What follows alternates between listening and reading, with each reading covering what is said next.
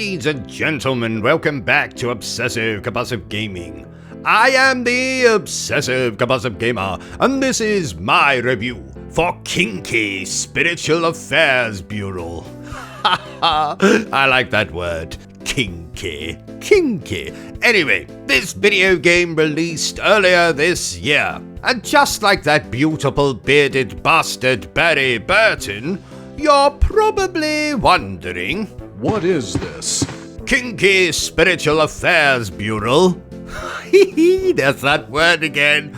Anyway, KINKI Spiritual Affairs Bureau is a third-person shooter horror video game. But unlike a lot of these bloody Japanese set horror video games where you can't fight back against the bloody enemies, in this game, you're just as much of a threat as the spirits themselves. So let's review this bloody video game the only way I know how. Badly. And let's start with the game's story, shall we?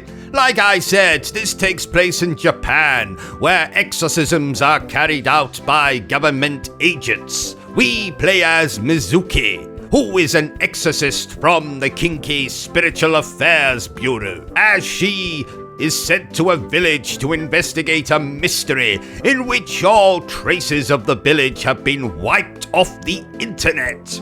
Our character discovers that all villagers have gone missing, and the village itself is infested with a disproportionate number of unlawful spirits. I like that word as well.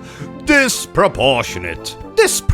Anyway, so basically Mizuki must investigate this little mystery with assistance from her boss and her junior co-worker Maruka. So let's start with what I really enjoyed about this video game. Like I've already hinted, too many of these bloody horror video games don't allow you to fight back against the enemies. But in this game, you'll get to use a whole manner of firearms and grenades and flash grenades to take out the ghostly bastards. Not only that, but there are nice sequences in which you get to take control of a gun turret, drive an armored vehicle, and generally just mess shit up. I also really enjoyed this game's story. Not only the central mystery, but the whole government conspiracy that you start to uncover. You get betrayed at one point. You ally with shrine maidens at another bloody point.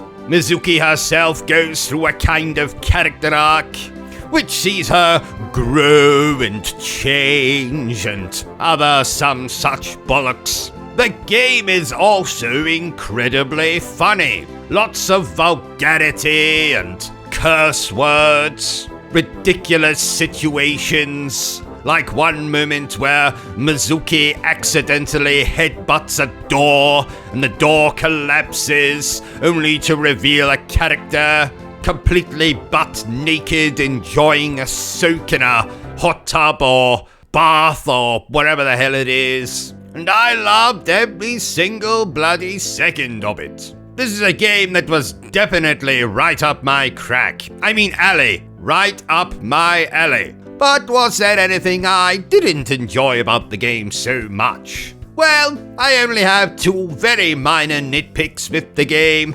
I wish that the visuals were a little more AAA. Yes, I know this is an indie horror game. But because I was enjoying the game so much, I would really have loved to see the story come to life with slightly better graphics. And also going along with that, I would really have loved to have this game have full voice acting. Just because the dialogue was so fun and often funny. Lots of curse words, like I said.